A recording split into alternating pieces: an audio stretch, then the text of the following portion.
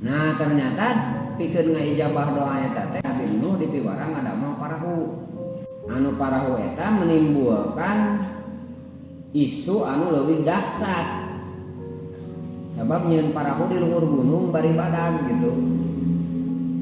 Sehingga menimbulkan pangjejeleh, menimbulkan cercaan, hinaan di masyarakat.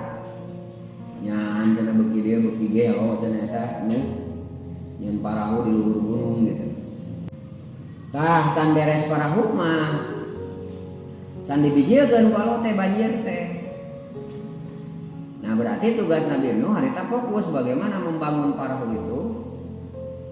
Hari palebah maehan kafir mah mudah kami Allah mah. Najan teu nyeun parahu keneh tah malaikat Israil cabutan nyawana beres.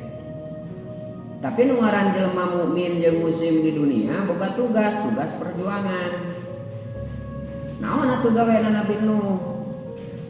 Pikeun praktek ngerehkeun kafir jeung nyiara umat Islam teh. Programna siga kumaha? Nah, programna waktu itu nyeun parahu. Keur ngawadahan umat Islam nyiara nu berakidah.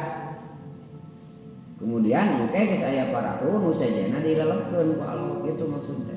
Pada akhirnya masih gitu. Dan ke aya tuntutan damai ti petugas nya Nabi Nuh jeung mukmin-mukmin nu sejena.